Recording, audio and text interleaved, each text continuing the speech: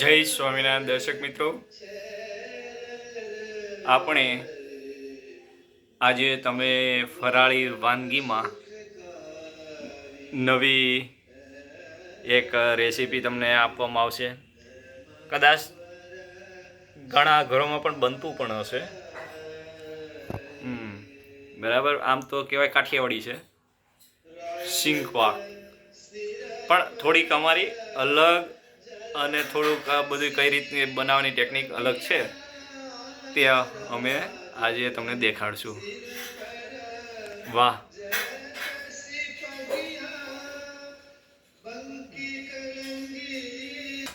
આ આપણો સ્ટવ છે મિત્રો.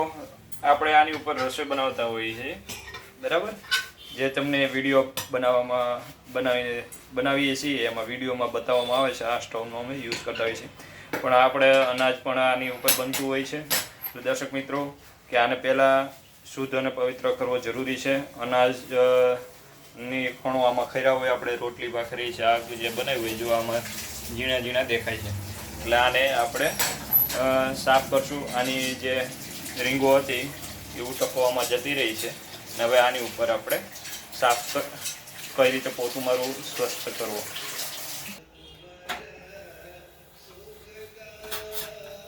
આ રીતે સાફ કરવાનું છે. કચરું જે હોય, માથે અનાજના કણ પડ્યા હોય તો એ લઈ લેવા, કેમ કે ઉડીને એમાં આપણે જે ફરાળ બનાવતા હોય એમાં પડે નહીં. આ બટન, કેમ કે આપણે બટનને ચાલુ બંધ કરતા હોય ત્યારે બટનમાં પણ આપણા લોટવાળા હોય કે કોઈ પણ વસ્તુ હોય તો એ ચોંટેલી હોય, બરાબર.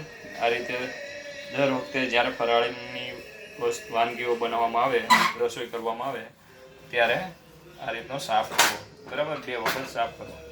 નીચે પણ કરેલું હોય લેવાઈ જાય. એક વખત આપણે કચરું લઈ લીધું, બરાબર.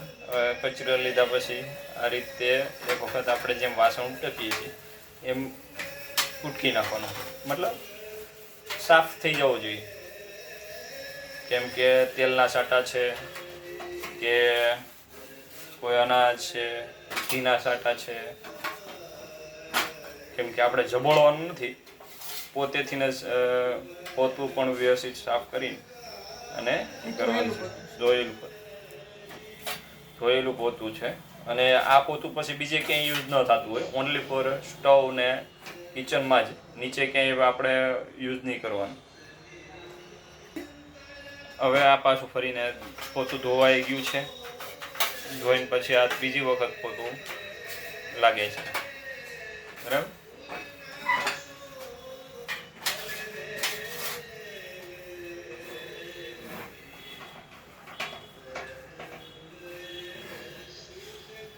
કેમ કે ભગવાનનો થાળ કરવાનો છે, ભગવાનને ધરવાનું છે, ને આપણે પણ ઉપવાસ મતલબ કે ફરાળ કરવાનું છે.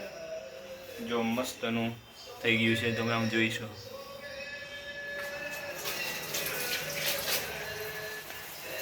સ્ટવ થઈ ગયું છે. હવે નીચે પોતું લાગે છે. એમને પેલા કચરું તો એક વખત લેવાઈ ગયું છે, માનો કણો હોય એ લેવાઈ ગયા છે.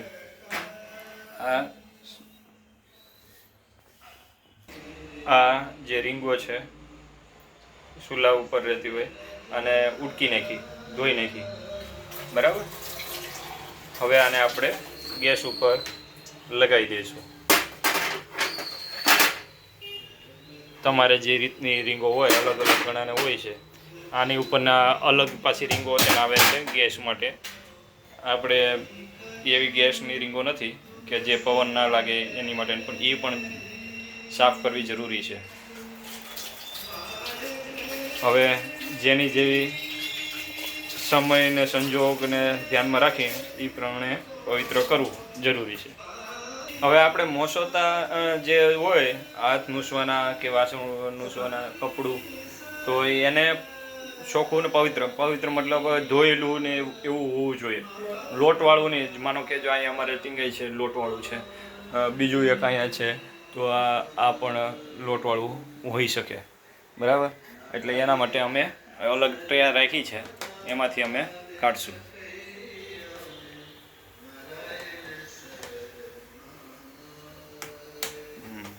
આ ધોયેલું અને ચોખ્ખું પવિત્ર છે.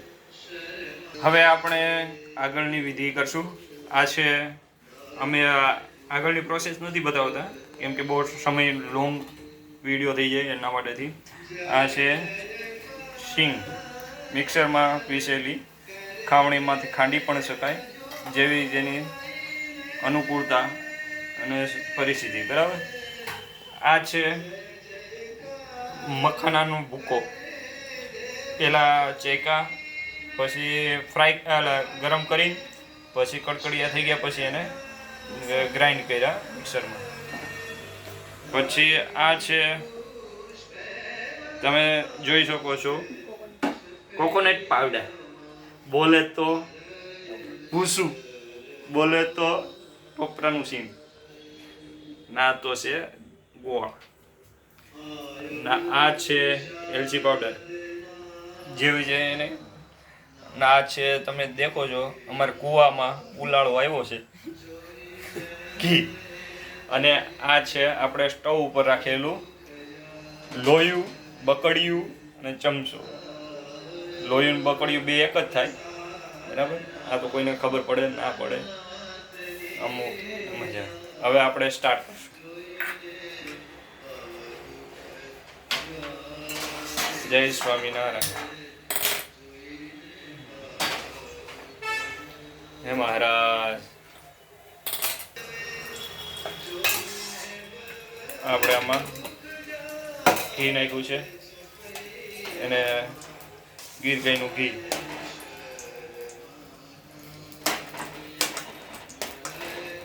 મહારાજ માટે થાળ બની રહ્યો છે. હવે પેલા ઘી ગરમ થઈ રહ્યું છે, એમાં સાથે સાથે વેતરેલો ગોળ નાખી દેવાનો. બરાબર. હવે આ ઘીમાં આપણે ગોળને શેકવાનો છે. ઉભરો આવી જાય છે, આમ ફીણ ફીણ થઈ જશે.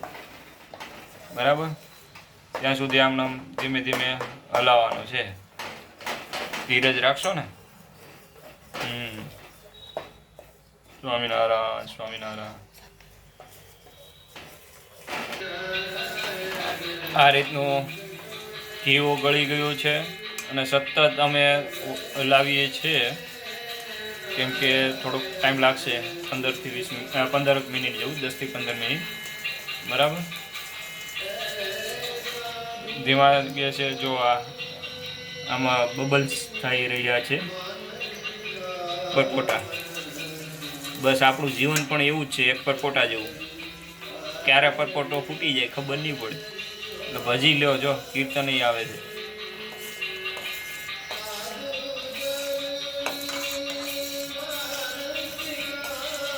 જો હવે અત્યારે જો આ થઈ રહ્યું છે, જો થઈ ગયું. બરાબર. આપણે અત્યારે આ ગેસ હવે બંધ કરી દેવાનો છે. હા, આ નાખ્યા આપણે મખાના. હવે મેન જે રાજા બાદશાહ સિંગ, આ ટોપરું. બરાબર.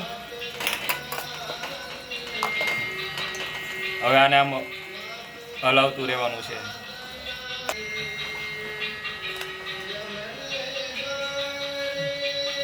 જો એલચી પાવડર નાખાઈ ગયો છે. સ્વામિનારાયણ, સ્વામિનારાયણ.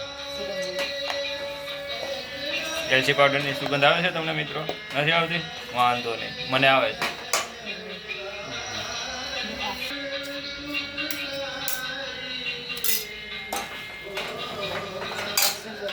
હવે પાછો ગેસ ચાલુ કરવો પડશે. આપણે બંધ કર્યો હતો, જોયું કેવો પડતો છે બફ લેવાનો. ધીમો ગેસ રાખવાનો છે. બહાર રહેતા વિદ્યાર્થીઓ પણ બનાવી શકે છે ઘરે. હા, ઈઝી છે, જોયું ને. ને ટાઈમ પણ એટલો બધો લેતો નથી. બરાબર. સ્મેલ મસ્ત આવે છે. 11 જ રહેજો ને આવી વાનગી બનાવજો. બરાબર. ભગવાનના જન્મદિવસ પણ રહેજો. અને આવી વાનગી બનાવીને ભગવાનને ધરીને જમજો ને ભજન કરજો. હવે ગેસ બંધ કરી દીધો છે. જો હલાવતા રહીજો નકર દાજી જશે. જો આમાં જરીક દાજ પડી ગઈ એવું દેખાય છે.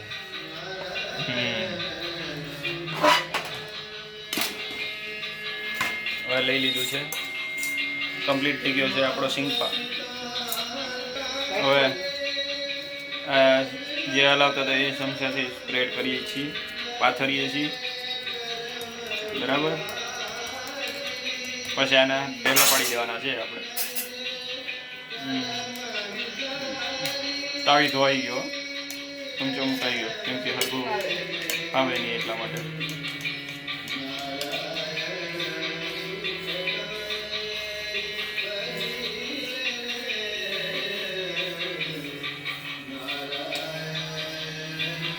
મસ્ત થઈ ગયું છે. બરાબર, એકદમ તમે જોઈ શકો છો.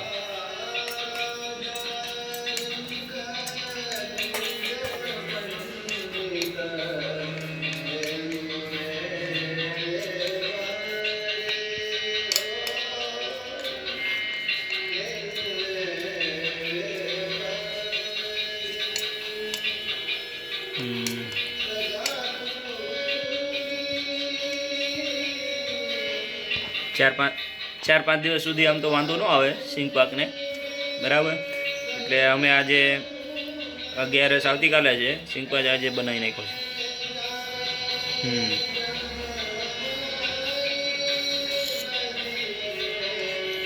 સ્વામિનારાયણ સ્વામિનારાયણ.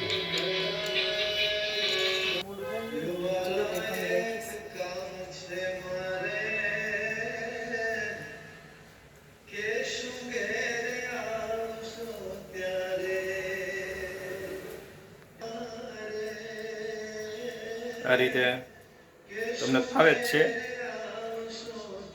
ન ફાવે તો આ રીતે શીખી લેજો. બરાબર ને?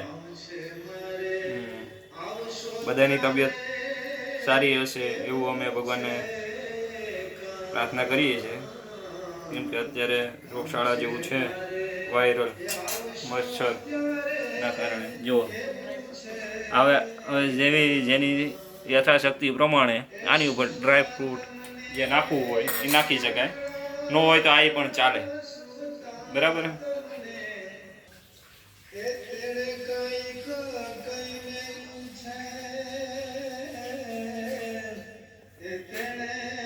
હવે આ મહારાજ ને ધરવામાં આવશે. બરાબર. જય સ્વામિનારાયણ.